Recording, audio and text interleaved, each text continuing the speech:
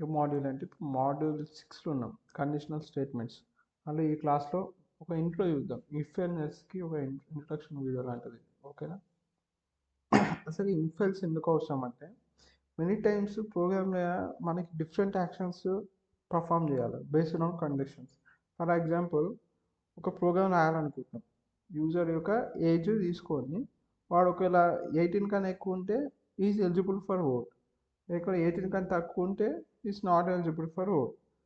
So అట్లా రాద్దాం అనుకుంటున్నా. అదే ఇట్లా అనుకున్నాం. ఇప్పుడు ఏజ్ అనేది greater than or equals to ఉంటే వాడు ఏమని ప్రింట్ చేయాలి మనం? వాడు ఓల్డ్ ఎనఫ్ టు ఓట్. ఒకవేళ తక్కువ ఉన్నాకో ఏమని చేయాలా? It's not enough to vote.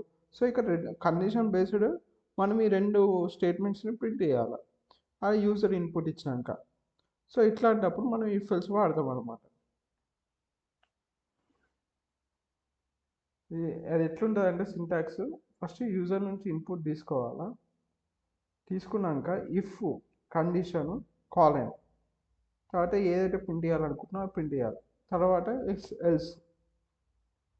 ఇప్పుడు చూడు, ఒక సింపుల్ ఇఫ్ ఏ 4 ఇచ్చిండు, బి 5 ఇచ్చిండు, ఏ ఈక్వల్స్ టు బి అయినాక ఏ అండ్ బి ఈక్వల్ అని ప్రింట్ చేయాలనుకుంటుండు. లేదు, ఎల్స్. అది ఫస్ట్ ఈ కండిషన్ చెక్ చేస్తుంది. ఈ కండిషన్ ఫాల్స్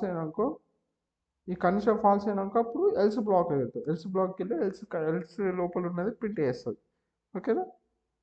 వాడు ఒక టాస్క్ ఇది ఇచ్చిండు, ఇది డబుల్ ఈక్వల్స్, ఆల్రెడీ మీకు ఇవన్నీ ఎల్స్ రిలేషనల్ ఆపరేటర్స్.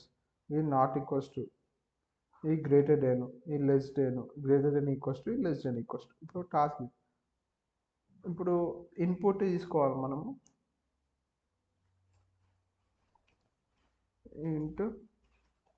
ఇన్పుట్ తీసుకున్నా. తర్వాత తీసుకున్న ఏజ్ అన్నది ఎట్లా, ఒక వేరే ఏజ్ అన్నది ఎట్లున్నదంట, greater than or equals to 18 ఉండాలి కదా వాళ్ళు ఓట్ చేయాలంటే. ఫైండ్ అవుట్ ఏజ్ ఎంత, greater than or equals to the age limit. Greater than or equals to 18 ఉంటే వాడు ఏమని ప్రింట్ చేద్దాం? ఓల్డ్ ఎనఫ్ టు ఓల్డ్ అని ప్రింట్ చేద్దాం. అది లేకపోతే ఎల్స్ బ్లాక్ ప్రింట్ అవుతుంది, రన్ అవుతుంది. ఎల్స్ బ్లాక్ ప్రింట్ అవుతుంది.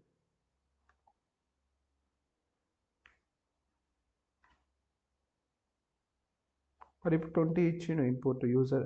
సో ఈ 20 అనేది 18 కన్నా ఎక్కువ కాబట్టి ఓల్డ్ ఎనఫ్ టు ఓట్ అనే స్టేట్మెంట్ ప్రింట్ అయింది. ఏం సింపుల్ ఇఫ్ ఎల్స్ అంటే ఫస్ట్ ఇది ఎక్సిక్యూట్ చేస్తుంది. ట్రూ అయినాకో, ఫాల్స్ అయినాకో ఇది బ్లాక్ బై ఎల్స్లో ఏముంటుంది ఎక్సిక్యూట్ చేస్తుంది, అది ప్రింట్ చేస్తుంది. ఇప్పుడు ఇండెంటేషన్. సో పైథాన్ అంటేనే ఇండెంటేషన్ అనమాట. ఏం చేస్తావు అంటే కోడ్ నువ్వు ఒక 20 లైన్లు కొట్టినావు అనుకో, అది నువ్వు ఇండెంటేషన్ సక్కయ్యకపోతే ఎర్రర్స్ వస్తాయి. ఇండెంటేషన్ ఏంటంటే ఇప్పుడు మన లాస్ట్ ప్రోగ్రామ్ చూసినావా, there is some space before the print statement. Print statement ముందు ఏముంది, కొంచెం స్పేస్ ఉంది. మళ్ళీ ఈ ప్రింట్ స్టేట్మెంట్ ముందు తీసుకుంది. తర్వాత there is colon after if else. So మళ్ళీ ఒక కాలన్ ఉంది ప్రతి ఇఫ్ అండ్ ఎల్స్ తర్వాత. సో ఇట్లా ఉంటుంది అనమాట. ఇప్పుడు ఈ ప్రింట్ స్టేట్మెంట్ ఎక్కడ స్టార్ట్ చేసినావు, ఇక్కడికి ఏదైనా ప్రింట్ స్టేట్మెంట్ కూడా అక్కడ నుంచి స్టార్ట్ చేయాలి. ఓకేనా? ఇంకా కాలన్ పెట్టాలి. The space before the print statement is called indentation. ఏదైతే స్పేస్ ఉందో ఈ ప్రింట్ స్టేట్మెంట్ ఉందో కాలన్ తర్వాత దీనే ఇండెంటేషన్ అంటారు. Indentation defines scope in Python because the scope before the print, Python knows that it has to execute the print statement if the condition becomes true. So if else like indentation చాలా important. The colon after if and else also part of the syntax. So you will get an error if you forgot. So ఈ colon కూడా important. Colon పెట్టకుండా వదిలేస్తా అంటే నడవదు. ఓకేనా? ఇప్పుడు చూడు, ఈ కాలన్ పెట్టిండు, కాలన్ పెట్టినాక ప్రింట్ స్టేట్మెంట్ ఇక్కడ నుంచి స్టార్ట్ చేసిండు, అటు స్పేస్ వేయలేరు ఈ ప్రోగ్రాంలో, ఇయ్యలే చూడు. సో దీనివల్ల ఏమవుతుందంటే ఎర్రర్ వస్తుంది, రన్ టైం ఎర్రర్ వస్తుంది. సో ఇండెంటేషన్ అనేది చాలా ఇంపార్టెంట్ పైథాన్లో. ఎర్రర్ వచ్చింది, సో ఏం రావాలి, ఈ కాలన్ తర్వాత స్పేస్ రావాలి. ఏది స్పేస్ ఉందో దాన్ని ఇండెంటేషన్ అంటారు. ఇక్కడ నువ్వు ఎంత స్పేస్ ఇచ్చినావు మళ్ళీ కింద దాన్ని కూడా అంటే వేయాలి, ఎందుకంటే ఇదంతా ఒకటి బ్లాక్ కాబట్టి. ఇప్పుడు ఎర్రర్ పోతుంది చూడు. అట్లా ఓకేనా. ఇప్పుడు ఇఫ్ స్టేట్మెంట్ చూద్దాం. The else statement is optional అనమాట. నువ్వు ఎఫ్ ఒకటి కూడా పెట్టుకోవచ్చు, ఇక జస్ట్ ఇఫ్ పెట్టి వదిలేసినా అయిపోతుంది, అవుట్పుట్ అనేది వస్తుంది. నిజమే కదా, చెక్స్ వెదర్ ఒకవేళ ఇచ్చిన అవుట్పుట్ ఇన్పుట్ 90 కన్నా ఎక్కువ ఉంటే ఏ గ్రేడ్ వచ్చినా ప్రింట్ చేయాలి. సో అట్లా వచ్చేసింది. ఎల్స్ అనేది ఎల్స్ స్టేట్మెంట్ అనేది ఆప్షనల్ అనమాట. డైరెక్ట్ ఇఫ్ కొట్టేసేసి ఇప్పుడు ఎక్స్క్యూట్ చేయొచ్చు. ఇప్పుడు చూడు, వాడు ఒక టాస్క్ ఇచ్చింది, అయితే program does take the input of two variables A comma B.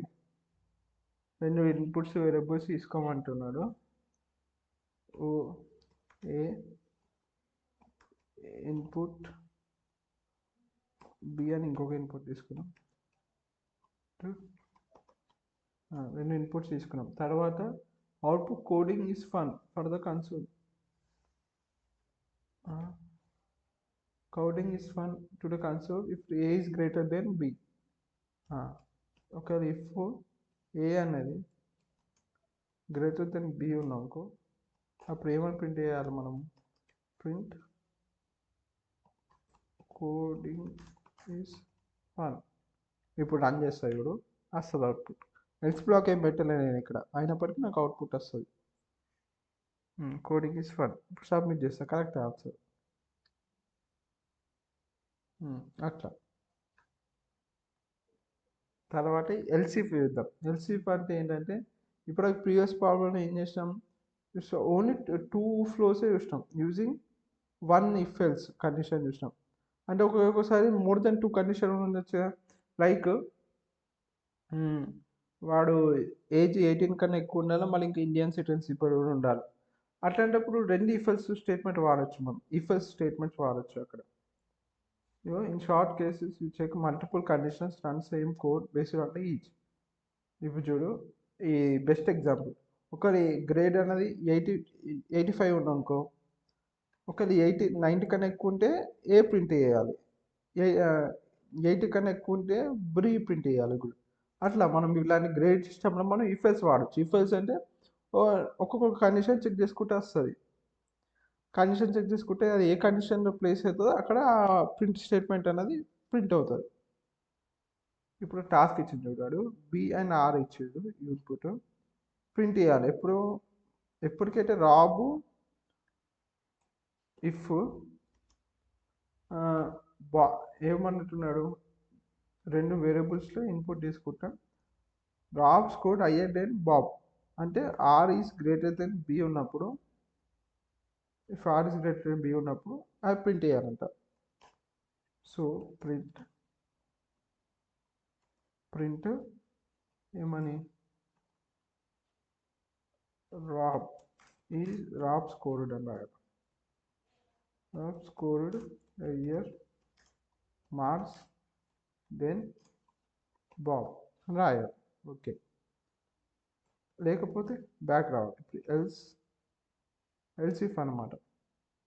Else elif ఉంటుంది. Elif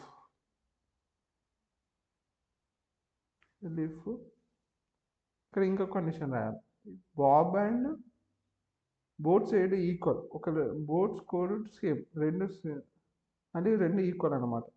are B double equals to R. అప్పుడు ఏం చేయాలా, ప్రింట్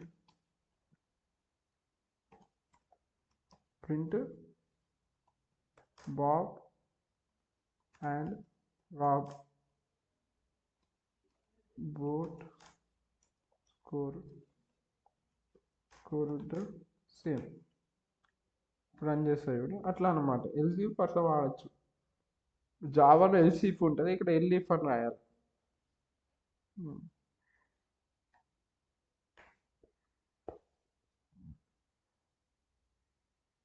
అట్లా అర్థమవుతుంది కదా, ఎల్ఇఫ్ ఎప్పుడు ఆడదు.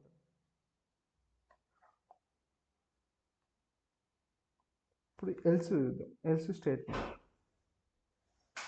This else keyword handles the case that do not meet the conditions specified in else if or elif conditions none of the above execute. ఇది else block ఎప్పుడు ఎక్సిక్యూట్ అవుతుంది అంటే ఇఫ్ బ్లాక్ ఉన్న condition satisfy చేయాలి. అంటే ఈ condition false అయినప్పుడు ఎటు పోతుంది, ఎల్ఈఫ్లోకి పోతుంది. ఎల్ఈఫ్ బ్లాక్ ఉన్న ఈ రెండు కండిషన్లు కాకుండా అవుట్ ఆఫ్ బాక్స్ ఈ రెండు కండిషన్లు కాకపోతే అప్పుడు ఎల్స్ బ్లాక్ అనేది ఎక్సిక్యూట్ అవుతుంది. అంటే ఇప్పుడు ఆ టాస్క్ ఇచ్చిండు, ఇఫ్ ఇంటిజర్ ఆర్ఎన్కే రెండు ఇచ్చిండు, the weights of Ram and Kiran అంట, రెండు వెయిట్స్ రామ్ అండ్ కిరణ్ ఆర్కేలో స్టోర్ చేసిండు. The user input R and K, output ఏమని చేయమంటున్నాం, ఇట్లా ఆర్ గ్రేటర్ దెన్ కే ఉంటే, అంటే R is greater than K ఉంటే ఏమని ప్రింట్ చేయాలి, Ram is heavier than Kiran. Okay done. లేకపోతే ఎల్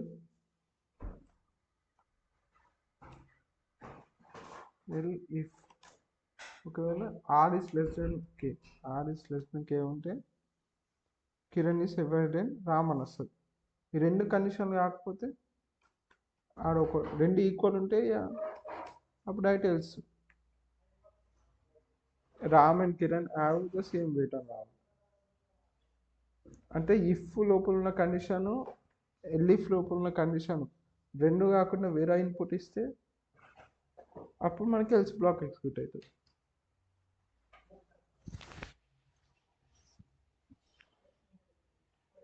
ఇప్పుడు కండిషన్ ఇన్ ఇఫ్ స్టేట్మెంట్స్ లోపల కండిషన్స్ చూద్దాం. ఇప్పుడు you have given score that player has received in a 100-point game. మన టాస్క్ ఏంటిది, score if the score is 100 print score 100. Score 100 అయితే 100 print చేయాలి. ఇప్పుడు స్కోర్ ఇక్కడ 100 కానీ తక్కువ ఉంటే but greater than or equals to print almost perfect score. If the score is less than 80 print nice try. So ఇదేమంటుండు, conditions in if conditions. So అవి చదివినాం కదా relational operators, and or not, అవి ఇప్పుడు ఇక్కడ యూజ్ చేయాలి. If score ఏమంటుండు, if score అయితే ఉంటుందో అది ఈసీ ఒకటి ఈక్వల్స్ టు 100 అనుకో, ఏమని ప్రింట్ చేయాలా, ప్రింట్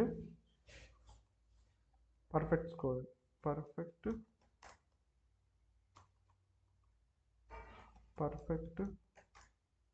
స్కోర్. తర్వాత ఏమంటుండు, ఇక్కడ అయిపోయింది 100కి ఈక్వల్ అయిన ఒక స్కోర్ పర్ఫెక్ట్ స్కోర్ ప్రింట్ చేసేద్దాం. తర్వాత ఒకవేళ if the score is less then 100 elif రాయాలి. ఇప్పుడు ఇక్కడ ఎల్ఇఫ్ స్కోర్ అనేది లెస్ దెన్ 100 ఉంది, బట్ అండ్ మళ్ళీ దాంతోపాటు ఈక్వల్స్ టు 80 అంట, స్కోర్ ఈస్ ఈక్వల్స్ టు 80 ఉందనుకో, అప్పుడు ఆల్మోస్ట్ పర్ఫెక్ట్ అని ప్రింట్ చేయాలి. ప్రింట్ ఆల్మోస్ట్ పర్ఫెక్ట్ స్కోర్ అని ప్రింట్ చేయాలి. ఒకవేళ if the score is less than 80 ఉందనుకో, ఇక రెండు కండిషన్లు కాకుండానే ఉంటుంది కదా,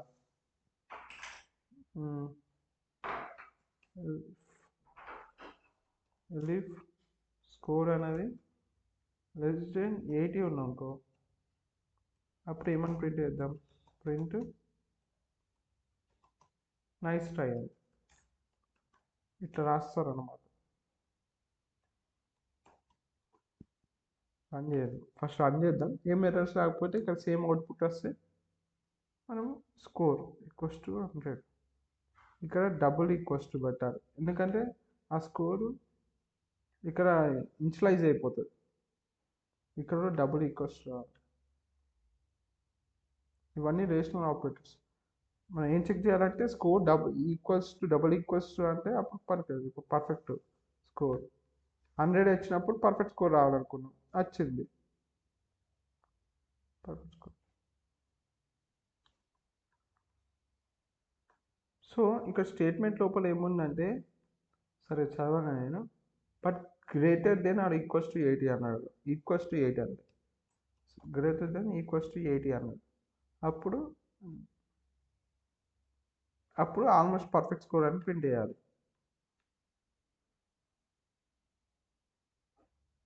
అట్లా ఇప్పుడు కరెక్ట్ ఆన్సర్ వచ్చింది. తర్వాత మల్టిపుల్ చాయిస్ క్వశ్చన్, వాటి output ఏమొస్తుందని అడుగుతుండ్రు.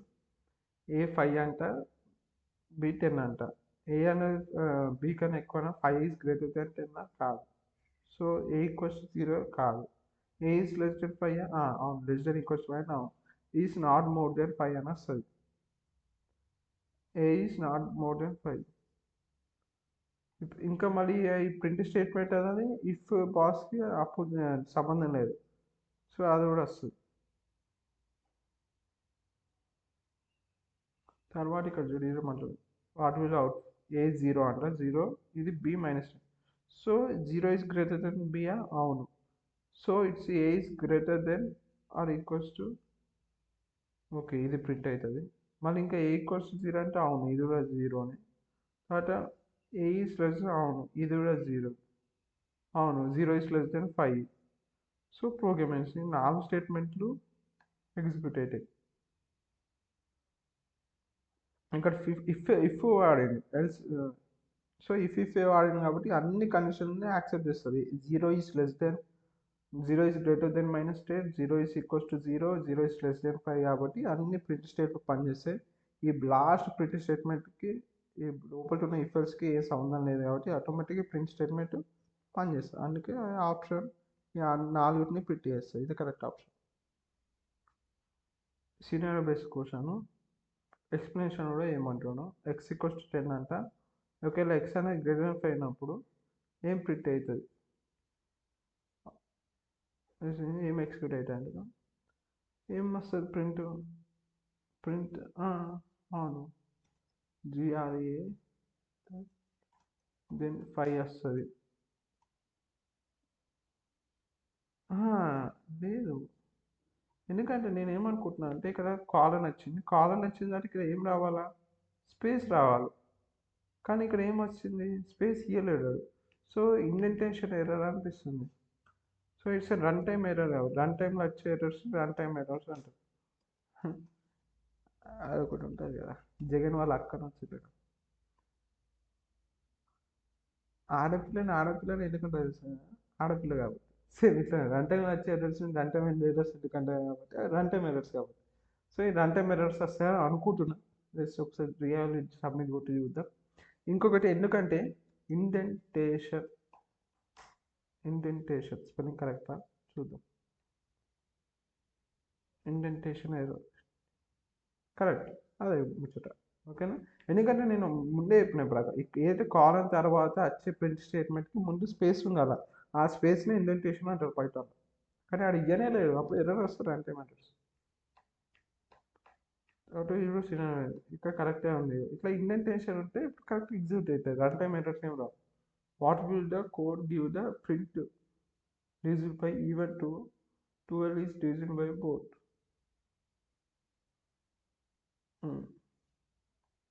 Why does not code give below print divisible by 4? Divisible by 4 ఎందుకు ఇయ్యదు, ఎందుకంటే ఆడ ఏమి ఇచ్చిండు, 12 డివైడెడ్ బై 3 చేసినప్పుడు రిమైండర్ 0. పర్సెంటేజ్ ఏమి ఇస్తుంది అంటే మనకి రిమైండర్ ఇస్తుంది బేసిక్గా. సో 12% చేసినప్పుడు రిమైండర్ 0 వస్తుంది, అంటే 3 4s 12, అందుకే రిమైండర్ 0 వస్తుంది. అట్లనే 12 డివైడెడ్ బై 4 చేసినప్పుడు రిమైండర్ 0 వస్తుంది. అయినప్పటికీ మనకి అవుట్పుట్ ఏమొస్తుంది తెలుసా, డివిజిబుల్ బై 3. ఇదే ఈ ప్రింట్ స్టేట్మెంటే వస్తుంది. ఈ ప్రింట్ స్టేట్మెంట్ ఎందుకు రాదు అని అడుగుతున్నవాడు. నేనెందుకంటా అంటే కోడ్ ఇఫ్ బ్లాక్ ఎగ్జిక్యూట్ అయినాక, block is executed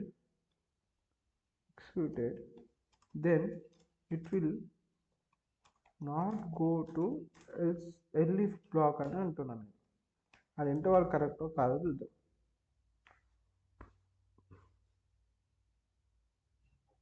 please provide the explanation అంతే. ఎందుకంటే ఈ బ్లాక్ ఇక్కడనే అయినాక, ఇప్పుడు కాయిన్కి ఎన్ని సైడ్లు ఉంటాయి, heads or tails. Already heads పడ్డాక టేల్స్ ఎందుకు పడ్డాయని it's question, it's stupid question అనేమన్నమాట. ఇక్కడ ఆల్రెడీ ఇఫ్ బ్లాక్ ఎగ్జిక్యూట్ అయిపోతుంది, అందుకే డివిజిబుల్ బై 3 వస్తుంది. ఇక ఆ కంపైలర్ ఈ ఎల్స్ బ్లాక్ వెళ్ళదు, ఎల్ఇఫ్ బ్లాక్ వెళ్ళదు, అందుకే మనకి డివిజిబుల్ బై 3 అనేది వచ్చేస్తుంది.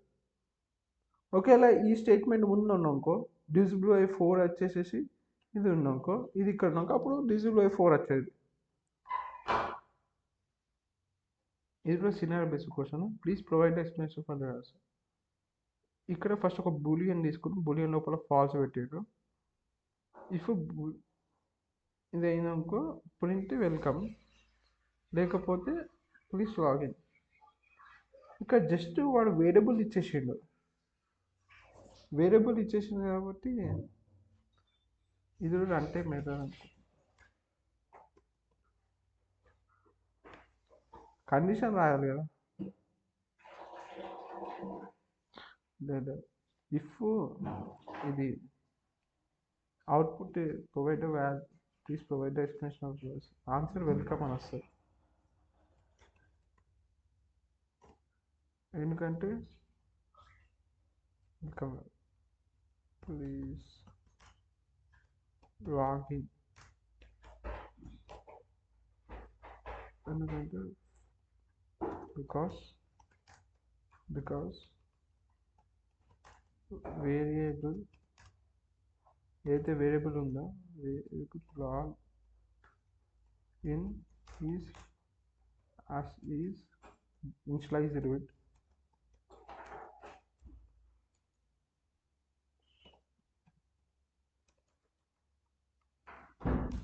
declared false. ఎట్లుంటే ఒకసారి రియల్ కొడతా అప్పుడు చెప్తా.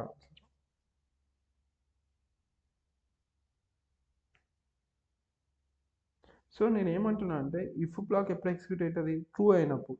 అది ఫాల్స్ అయినప్పుడు ఇది ఎగ్జిక్యూట్ అవుతుంది. సో ఇక్కడ అది ఆల్రెడీ వేరియబుల్ లోపల ఏమని డిక్లరేషన్, ఫాల్స్ డిక్లరేషన్. సో మనకి ఏమొస్తుంది ఇక్కడ ఫాల్సే వస్తుంది డైరెక్ట్. ఇక ట్రూ కాదు కాబట్టి ఫాల్స్ అంటే ఇఫ్ ఎప్పుడు ఎగ్జిక్యూట్ ట్రూ అయినప్పుడు, అది ఫాల్స్ అయినప్పుడు ఇది ఎగ్జిక్యూట్ అయ్యి. ఆల్రెడీ వాడు ఫాల్స్ డిక్లరేషన్ కాబట్టి ఇది ఫాల్స్, ఎల్స్ అంటే ఫాల్స్ కాబట్టి ఫాల్స్ లోపల ఏముంది ప్లీజ్ లాగిన్ అని ఉంది కాబట్టి అది. అందుకే ఇక్కడ రాసిన వేరియబుల్ లాగిన్ అనేది ఫాల్స్ అని ఎగ్జిక్యూట్ అయ్యి ఇనిషియలైజేషన్ కాబట్టి అందుకే అక్కడ ఎల్స్ బ్లాక్ ఎగ్జిక్యూట్ అయ్యి ఈ అవుట్పుట్ వస్తుంది ప్లీజ్ లాగిన్ అని. ఓకే.